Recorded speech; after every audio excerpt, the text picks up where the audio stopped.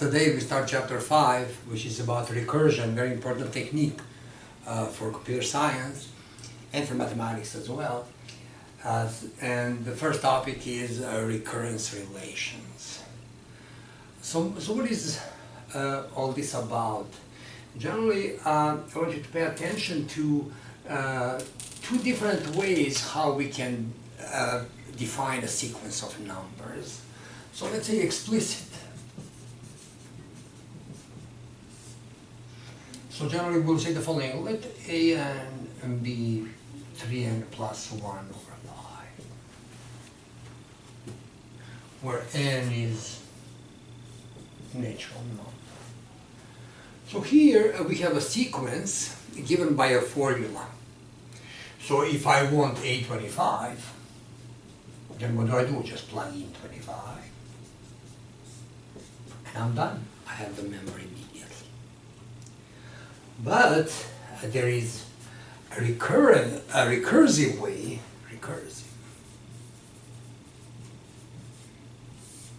What would that be? If we give you a formula that establishes connection between certain members in the sequence, let's say this one, an plus 1 equals an plus 3. And then I ask you again, how much is a25? So how do you use this formula? Actually, this formula says the following. If I know certain member, then I can get the next member by adding 3 to that known member. So what happens then? Of course, there is one member that has no previous members, so first one. And the first member must be given, and let's say let a1, so that's not enough. I need to tell you how to start. Let's say a1 is 10.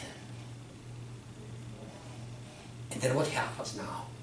If I know that a1 is 10, then using this recursive formula, if I plug in n equals 1, I'll get the following. a2 equals a1 plus 3. I know a1, so this is 10 plus 3, so that's 13. Now when I want to know a2, I get a3, so what would that be? a2 plus 3, how did I get that? From the same recursive formula when I plug in n equals 2. And now what do? Now a2 is known, now I look here, so I get, 13 is known, plus 3 is 16.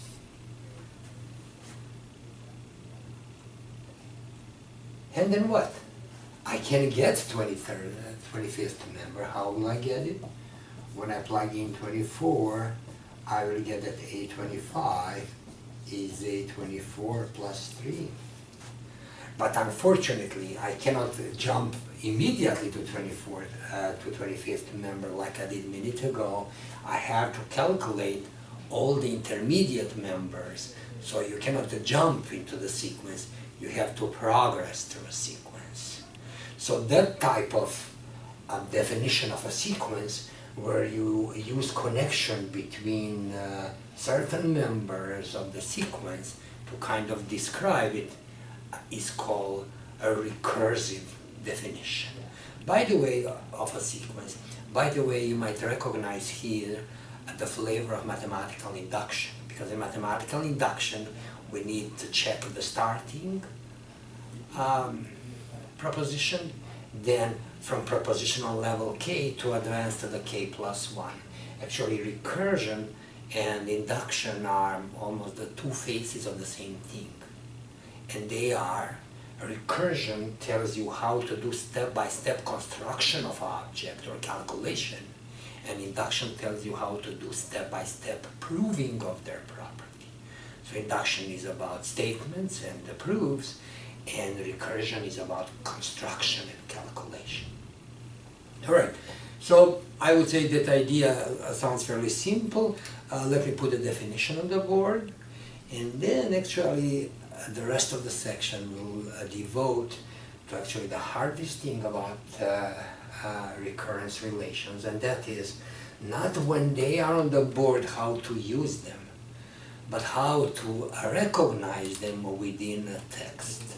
And you will see that that might be one of the most complex things that we studied in this course, so that's probably a place where we need to spend lots of time, lots of examples to develop a flavor of how to do these things, and actually never really have any proficiency at it, because it just changes from problem to problem. It's just about problem solving.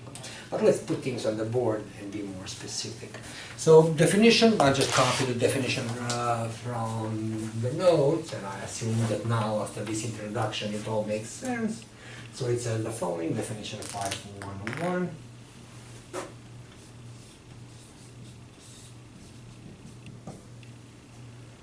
A recurrence relation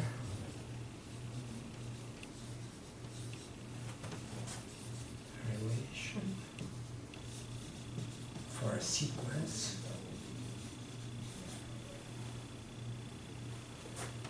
AN, when n belongs to n, is a formula AN equals f of A1, A2, and A minus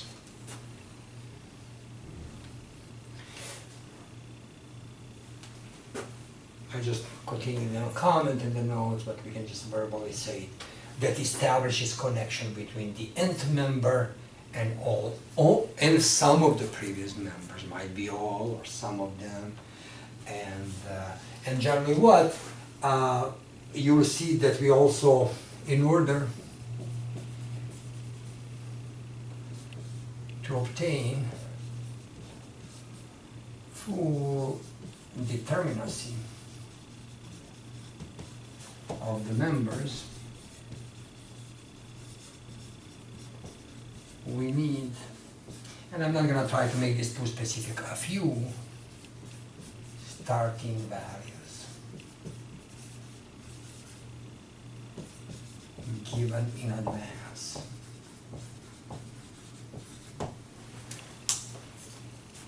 If you ever took differential equations course, that would be like IDP problem, initial value problem. You need to have starting values until the rule kicks in. Let's see one example. 5.101, it says the following: AN equals 2AN minus 1 plus AN minus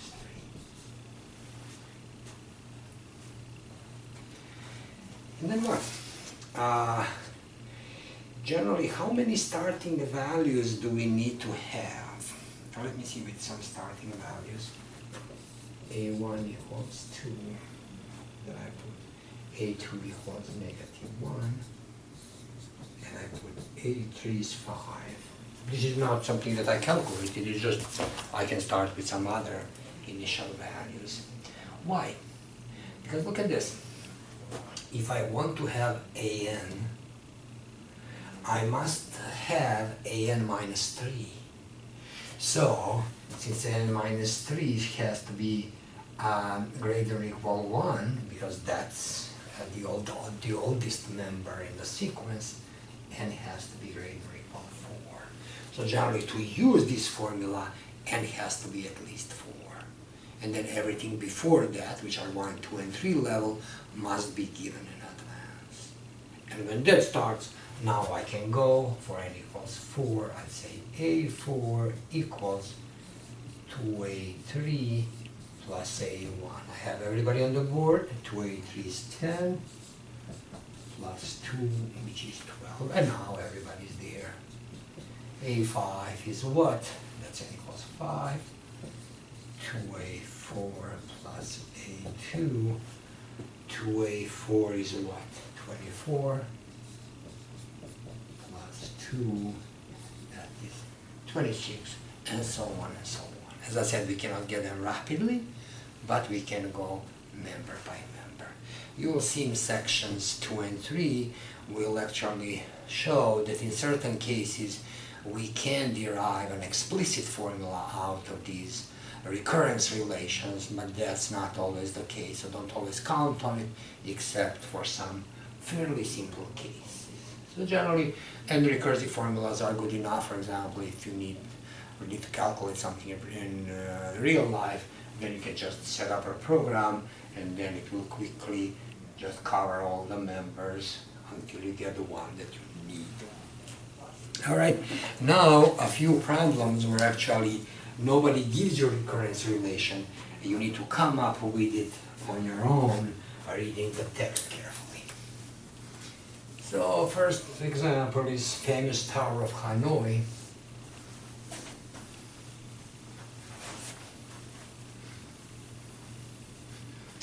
So Tower of Hanoi says the following. Tower of Hanoi.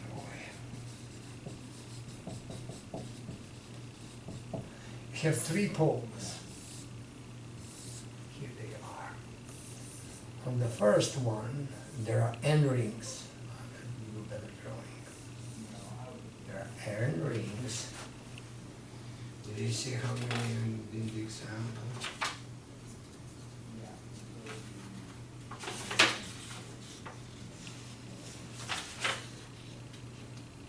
N discs, all right, so there are n discs here. And they are always placed so that the smaller one is on top of the bigger one. So you never put, so the biggest one is on the bottom, then smaller one, and the smallest one is on top. So, your goal is to get all these n rings on pole number 3. I'll put it red because that's the designed one. And the only, so you can move the rings however you want with the rule never to put, never bigger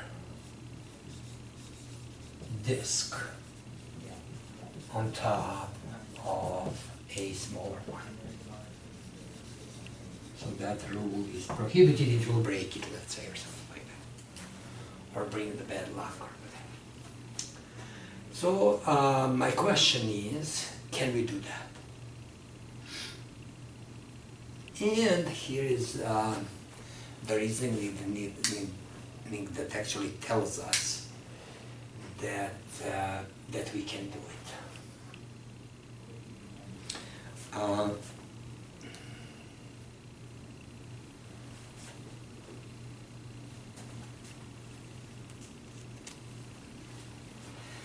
So what do we do here? We can actually consider the following problem. Forget this bottom ring and just consider these n minus 1 rings. Okay.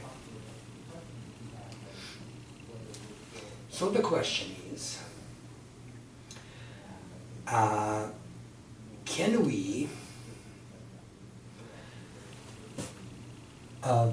can we move these n minus 1 rings, but not on this red ring, but on this green ring? Okay. Using the same rule that we never can put bigger disc on top of a smaller one. So let us assume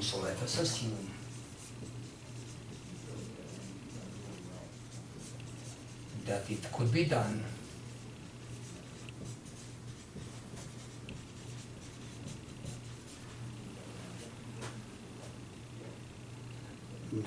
with n minus 1 top rings and a green pole. So basically that's the same procedure. The only thing is we're not putting it on a red pole but on a green pole, but doesn't matter. Then the way you used green to get red, now you're using red to get green. There's nothing different. What else?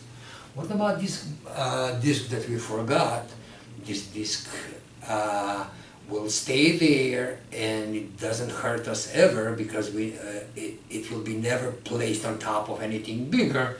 Everybody else is smaller than this black one. So we can do our procedure, and how will it look like? So if we can do that, then it will look like this. We'll have black on the bottom, then on the green pole we'll have n-1 rings, right? Except the top one. And then on the red pole there will be nobody. So if we assume that this could be done.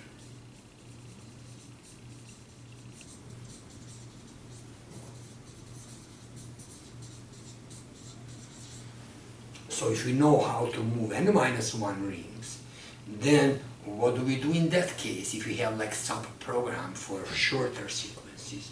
Then what do? Nothing, just replace big ring on top of the red one. So next step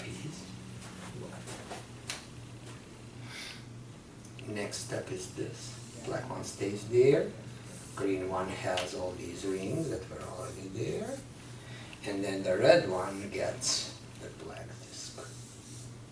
And now what do? We do the same procedure for these n- rings, but now to place them on the red using black. So we use again the procedure for n-1 rings. And generally what? Now we can say the following. We can even predict how many moves do we need here. So if Hn is the number of moves for the procedure with n rings, then what? Then we can say the following. Hn is what? Hn-1 procedure to do top n-1 plus that one to move the big one, and then another Hn-1. So generally we have recursive sequence about the number of moves to Hn-1 plus 1. Here's the recursive connection. And then what? But so how much is the starting value?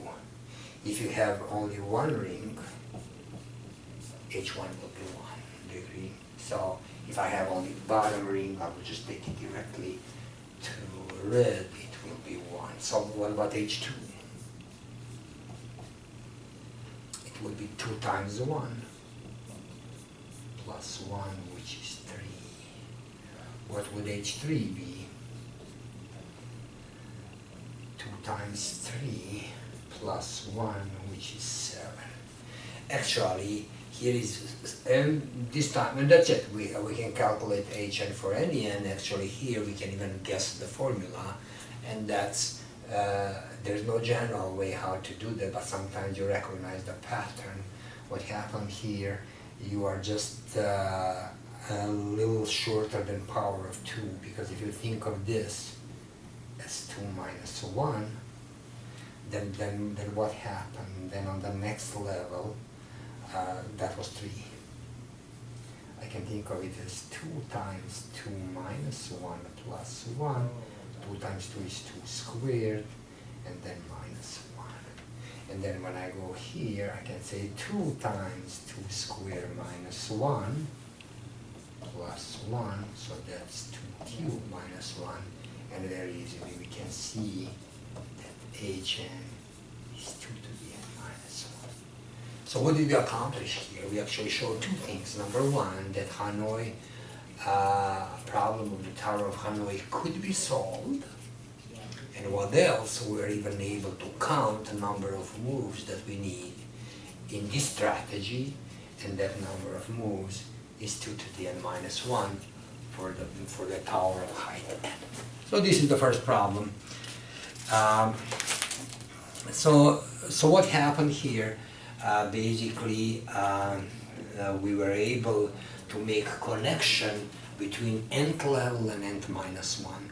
This is fairly sensitive procedure because you have to make it sure that really procedures are the same, that they are talking about the same configuration, just shorter.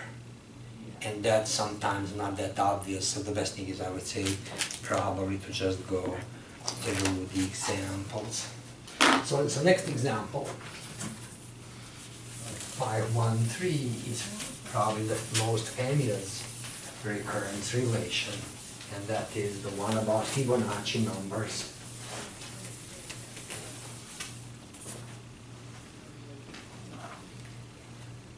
So Fibonacci number, so this would be example 513.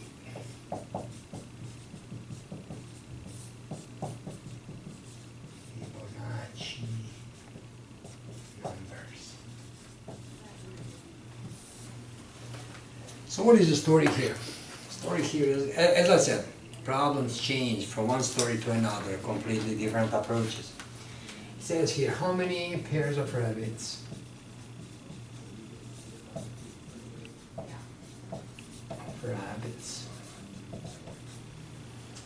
can be produced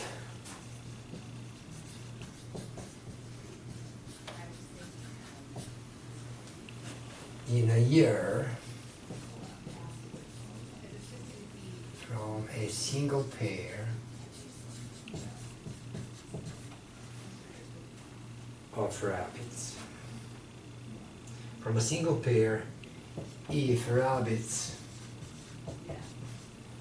are able to mate, can mate at the age of 1 month. At the age of 1 month or older.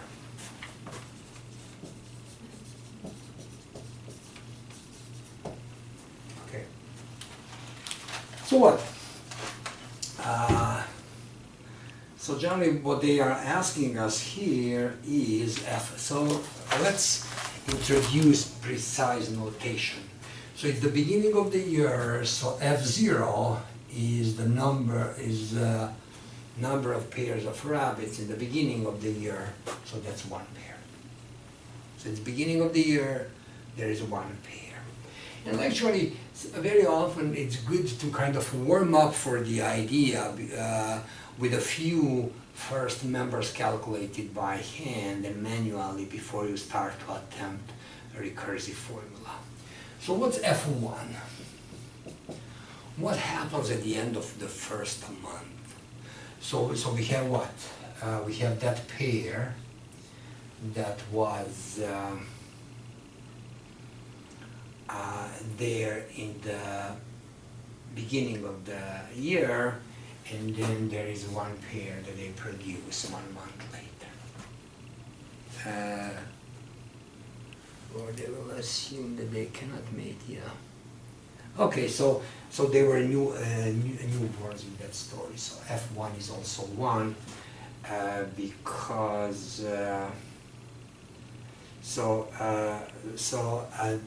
they were not able to mate yet. So after 1 month, we have the same pair that we had in the beginning. So what happened at F2? F2, that 1 pair produces also another pair because they're 1 month old, and they will produce one more pair. Excuse me. All right, let's continue here. So 2 months later, what happens? We have that original pair and 1 pair of their offsprings. So what happens at the end of month 3? So we have these 2 pairs that we already had. We are not losing any of the pairs, but not both of them were productive. Only that pair that was on the previous level was productive, so that's 2 plus 1. And that would be 3. And then what about F4? We have these 3 that were already there. They are staying there. Not all three of them are productive. Productives were only on those that were their level before. So that should be 3 plus 2, which is 5, and so on. So generally, we can see very easily what is the connection. So recursive connection is what? So that at each level, we got actually what we had on the previous level and the level before. So the recursive formula is Fn equals Fn minus 1, Fn minus 2, and that's of course the formula if n is greater than or equal to 2. And we also know that F0 is 1 and F1 is 1. Since we have connection with the two levels before, then we need first two members. And this is the famous Fibonacci sequence. And then if we keep plugging the values, what we need, it says how many can we produce in a year. We actually need F12. And F12, if we calculate it all together, is F12 is 233. As I said, we had to calculate all of them in the meanwhile. Yes, how many pairs of rabbits? And the number of rabbits, I don't know why in my notes I answered about the number of rabbits because it says how many pairs of rabbits can be produced. So pairs of rabbits are 233. So what happens here? Again, we recognize a recursive sequence from the story that, actually we are adding what we currently have with what was on the books 1 month earlier, because they will produce the new rabbits or new offspring, and then here is the connection. All right, let's see another configuration. We'll come back again to this recursive relation and actually build explicit formula to calculate this in section 3.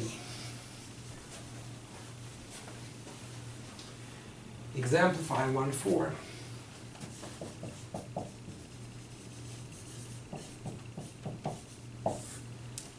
And this one is particularly popular in many of the computer science courses. So let's see how we can answer this type of question. So how many 0, 1 strings of length 10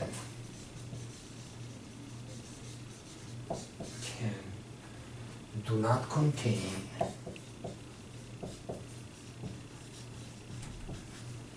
consecutive ones?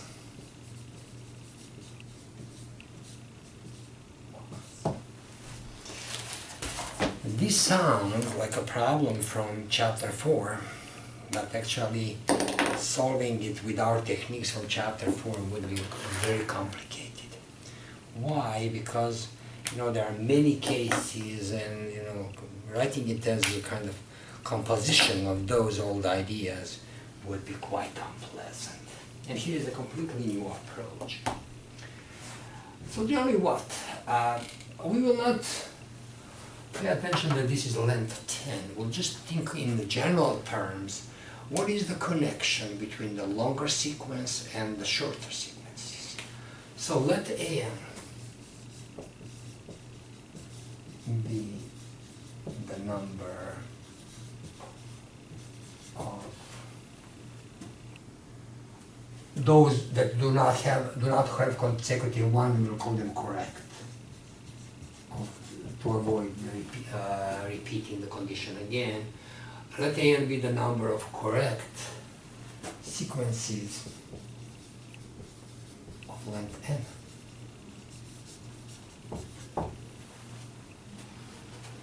And then what? Then we want to see if we have a correct, because if you have bad sequence, you cannot improve it. If you already have two ones, consecutive ones, when you make it longer, that weakness stays, so incorrect cannot become correct. So we have to deal with the correct sequence. So here it is. Let me imagine that I have a correct sequence. of length n. So here is the correct sequence of length n. So length is n, correct. So let's see what can I do with any of the correct sequences. Will it produce offspring, how many, and all that. And you will see from problem to problem, we do cases very often. And cases appear according to what I read, in maybe at the end, in the beginning, depends from problem to problem, or what I plan to join.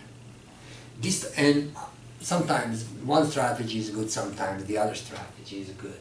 I will here consider the cases of what I plan to add. So case one, I want to add 0. What happens? Always works. Why? Because if I have correct word, and if I put 0, I'm not ruining anything, because that will not build consecutive ones, no matter what you give me here. So if you had the 300 words, correct words, gluing 0, I get the correct words. So generally what? I want to add 1, always works. So this will give me, we get an correct words of length n plus 1. Case 2, I can also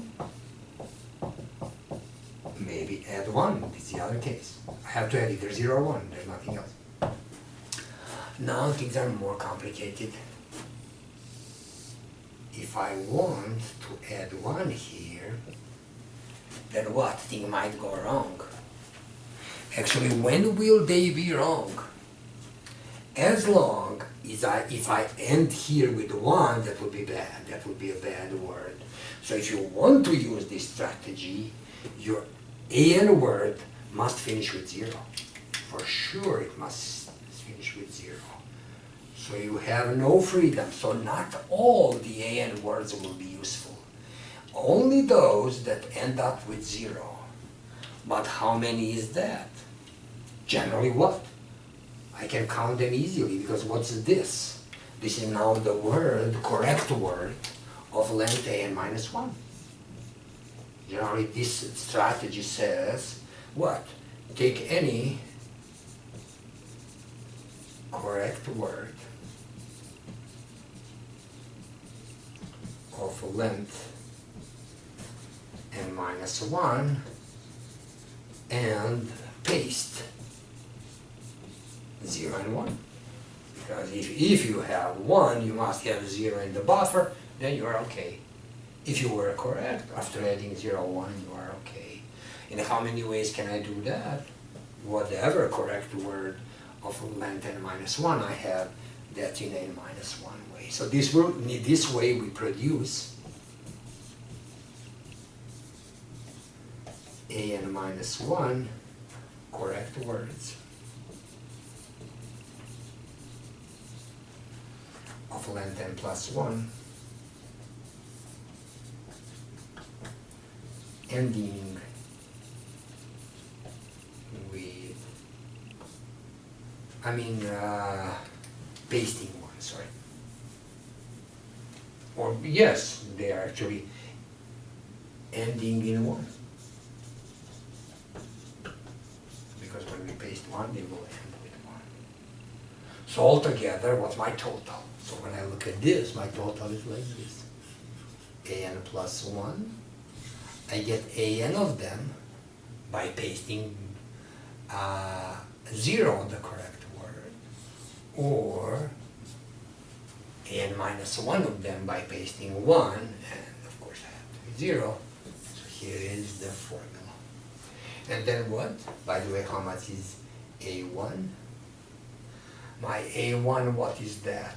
Of length 1, both of them are correct. Length 1, that's 0 alone or 1 alone, they're both okay. What about A2? of length 2, I can put what? 0, 0, 0, 1, 1, 0, 1, 1. The only bad one is this one. So A2 is 3. And that's it. This is again Fibonacci connection, but just with a different value, with different initial conditions. So what would that give me?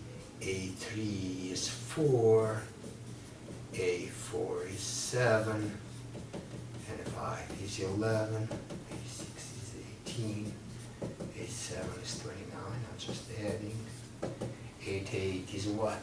47, A9 is 76, A10 is 123, that's the answer. There are 123 correct words. By the way, 2 to the 10th, there are 1024, 1024 of words altogether, like, I don't know, 12% of them are correct. So see, you will see quite often in the homework, in the exams, I think that this is a nice type of problems, and they ask them very often in courses like languages and automata and all those, what type of words is certain automata producing, and so this analysis is very, very helpful for your future studies. Let me just change the topic and I'll see a couple of other configurations. Here is the next example, which is actually dealing with the Stirling numbers of second type. So here's example 5.5.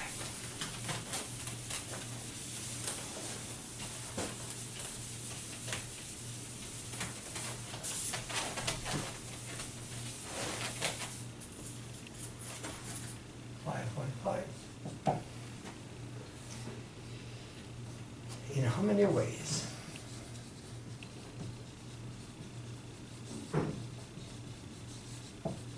Can we organize 5 students into 3 indistinguishable teams? What do I mean indistinguishable? So as long as the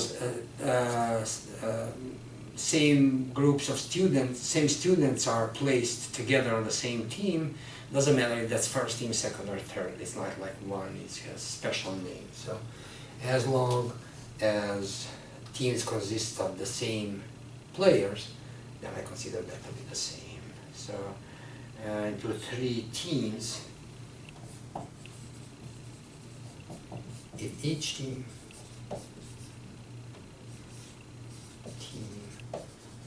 must have at least one student. You are not allowed to make empty teams.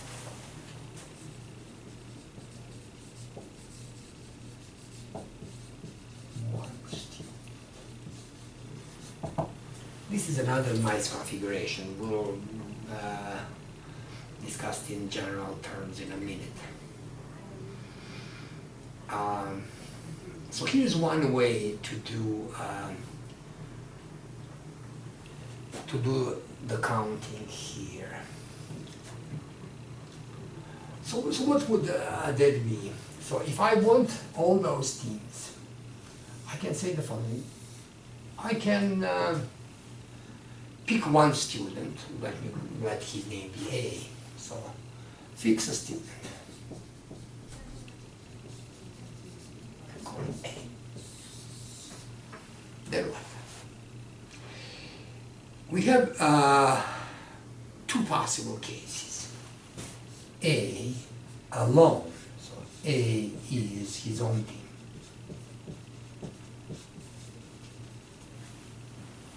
So just A alone. That's not against the rules because that's a non-empty team. Or A is with someone else.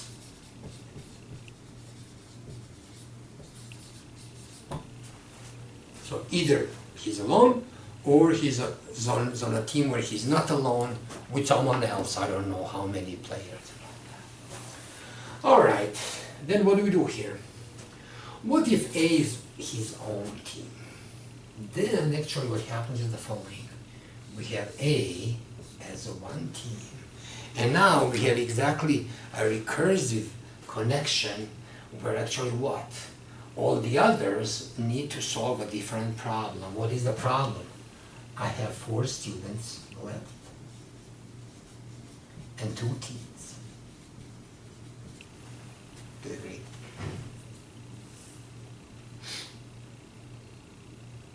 Because this student is out of the list of the students, but also one team is already over because he's his own team. So we have 2 teens and 4 students.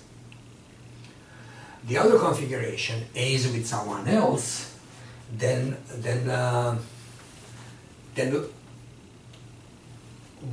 what do we do here? Then we still have 3 teams. Okay. But then I will say the following. Forget A. Choose 3 teams among the other 4 students. You know, and we'll see how to resolve that. So let's count both cases separately. So if I have 4 students and I'm forcing 2 teams, then what?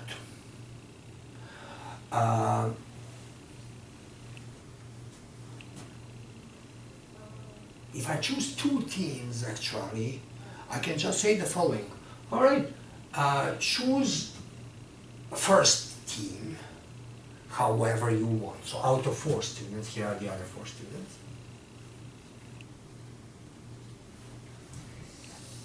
I need to choose a subset. So this is a set of 4 elements. I will choose one subset. Whatever I choose, let's say I choose this subset, then whoever's left is a different team. And then if you remember, we had a theorem that says if this is a set of 4 elements, so I have 2 to the 4 subsets, which is 16. So in 16 ways, I can make a green subset, and then whoever is left is a red subset, and here are my first, second, and third. So I can choose a green set in 16 ways. Careful, careful. Not really 16. 16. It cannot be empty, because when we choose all the subsets, I cannot choose empty set. On the list of 16 is empty set as well. And also I cannot choose everybody, because then that would leave the red one to be empty. So generally altogether there are 14 correct subsets. And there is one more twist and we are done with this case. What happens? Generally I have to divide this by 2. Why? Because I'm counting some configuration twice. What are those configurations? I chose these 3 as green and this, so because green is my subset is these 3. But I can also choose this one on the bottom as my green, and then these 3 stay to be red. There's a green subset, this counts different from this subset. But basically that's the same configuration. These 3 are one team, red or green, I don't care, and these guys the other. So I actually, with this duality, I count every configuration twice. That's why I need to divide. So this is a little tricky, but think about it. So that's altogether 7. So with A as its own team, I have 7 solutions, 7 configurations.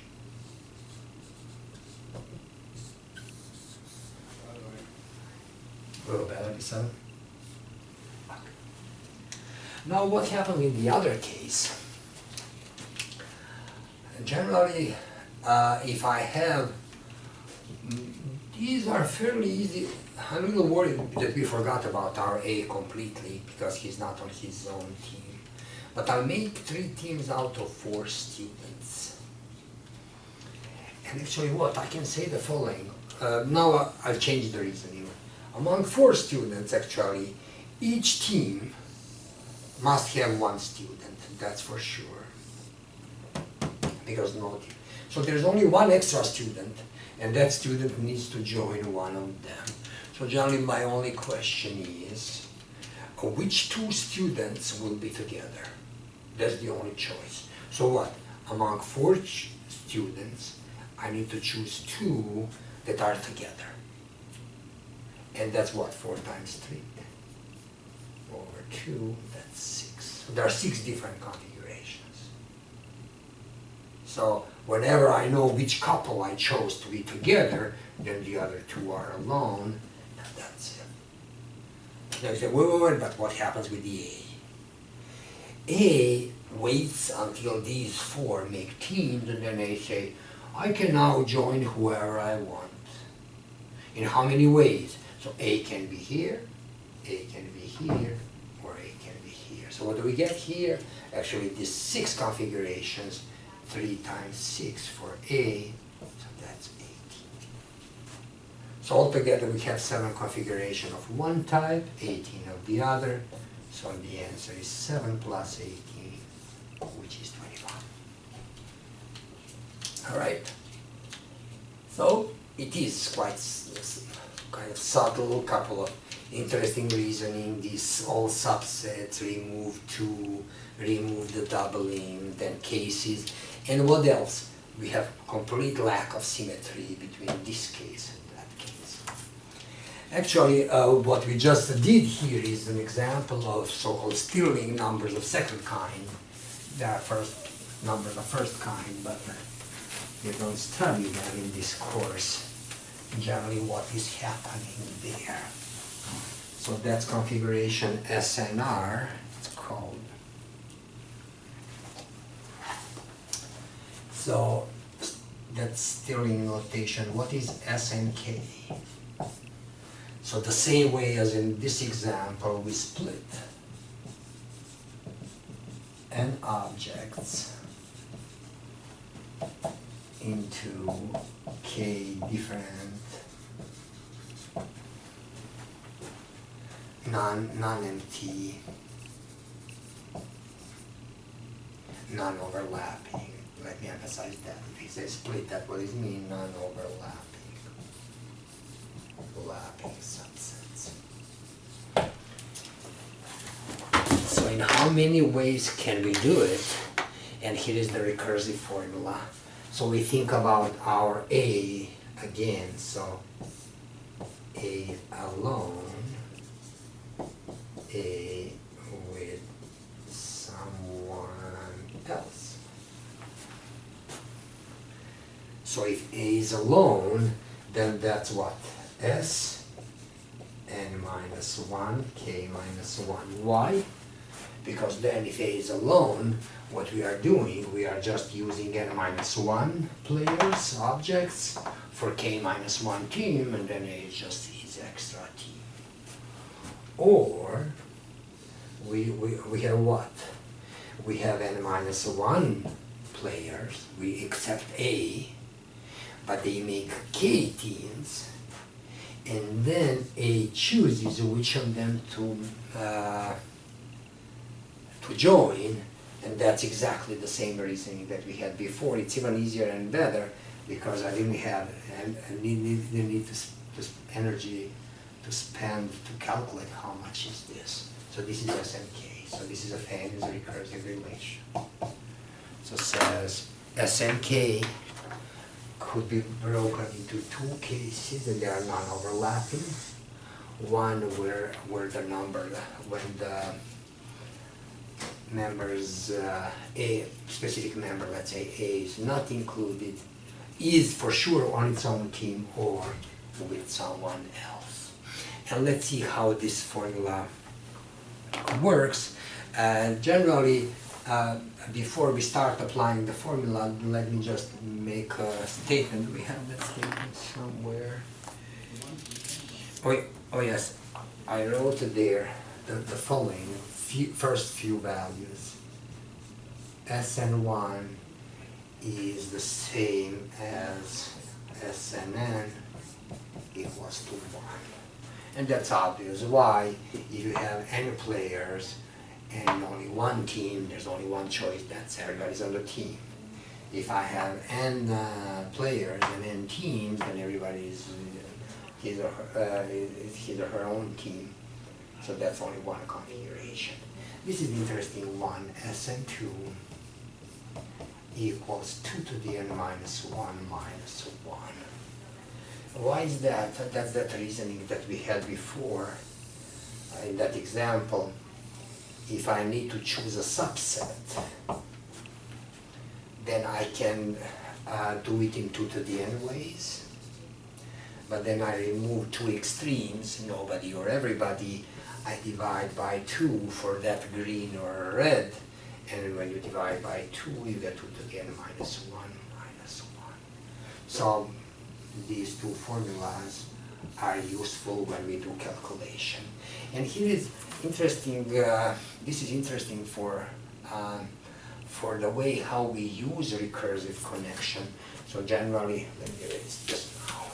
So let me solve that example. And that is calculate S63.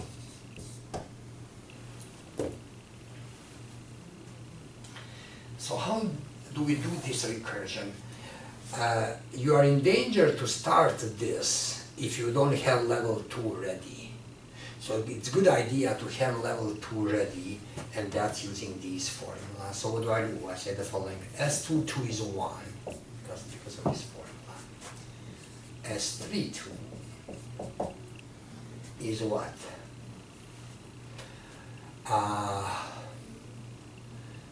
2 to the 2 minus 1, which is 3. S42 is 2 to the cube minus 1, which is 7. S52 is 2 to the 4 minus 1, which is 15. S62, I'm not sure if I need, we'll see, 2, 5 minus 1, it's 31. So even if question was about level 3, I have to have level 2 ready. And now, you actually, even, and once again, maybe starting from S63 is not a good idea. It's better to build it from bottom up. So here it is, I'll go S33. And I know that that's 1 because SMN is 1. Then I do S43. What would that be? I use this recursive connection. So what happens? I get the following: S, decrease both of them, so it's S32, plus K, which is 3 times what? S33. And now everybody's on the board. S32 is somewhere there, it's 3, plus 3 times 1, and that's 6. Now we go S53. Which is what? S42 plus 3 times S43, which would be what? S42, I read it here, it's 7, plus 3 times 6, and that's 25. By the way, that's the result that we had in that example that we just did. Finally, S63 is what? S52 plus 3 times S53. So what would that be? So once again, I use that formula for this case. S52 is on the book, which is 50 plus 3 times 25. That's 90. So actually I didn't need the 6.2. I was just lazy to look at. So here it is. And this is how you calculate it. So you see, what's interesting here, we have recursion on both indexes. So actually you need to cover index K, all the previous values, because you need them all the time. And then once you establish your lower K2, then we can go on 3, and you don't start. Otherwise, if you start from here, you will get tons of parentheses and make it dependent on lower level. It's much better to establish lowers as soon as you need them, you have them ready until you run into the one that you need. And then just one more example. So see, it changes from problem to problem. There was no single formula or any kind of quick fix for all these problems. And then just one more from geometry, and that one says the following, says a single line divides a plane in two regions. So if I have one line, I have two regions, isn't this?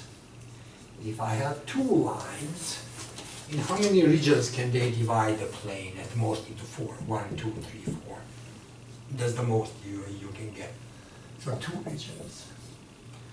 4 regions. If n equals 3, basically if you think that we are doubling all the time, that's not right. Because the best I can do is to cross like this. And actually here is where your recursive connection becomes a little more obvious. So what happened here, I wasn't able to split this guy. I was able to split the other 3, but I wasn't able to split this guy. So here we'll have 7 regions. So what is the recursive formula? The formula says, obviously, S1 equals 2. S2 equals 4. S3 equals 7. But actually here is the key. In the previous level I had 2 black lines.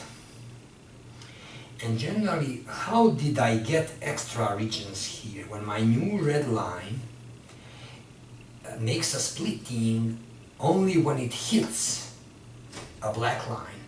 So when I hit first black line, no, before I hit it, I have a splitting. So I have one splitting up front. Then my next splitting is when I hit first black line. And then another splitting is when I hit the second black line. So generally what? I can say the following. I have as many splittings, as many previous lines that I have, and plus 1. So generally you can say the following at the level Sn plus 1.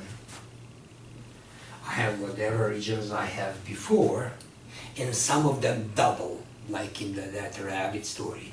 Which ones double? Because on Sn level I already had n lines, so I have n plus 1 new regions. So here's the formula. And then you can answer. Oh, I forgot to put the question. Find the formula for, no, just for P. I call it P there. So let's see if it really works for our few cases. So generally what? S2 should be S1 plus 2, so it's 4.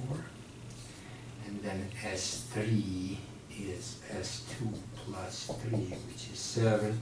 So S4 will be 7 plus 4, which is 11, and so on. So here is the recursive connection.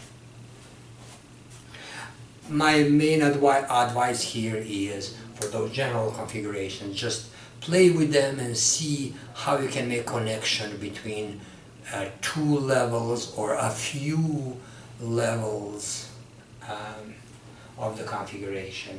And as I said, don't expect quick formulas, although in section 2 and 3, for the simpler ones, we will make formulas.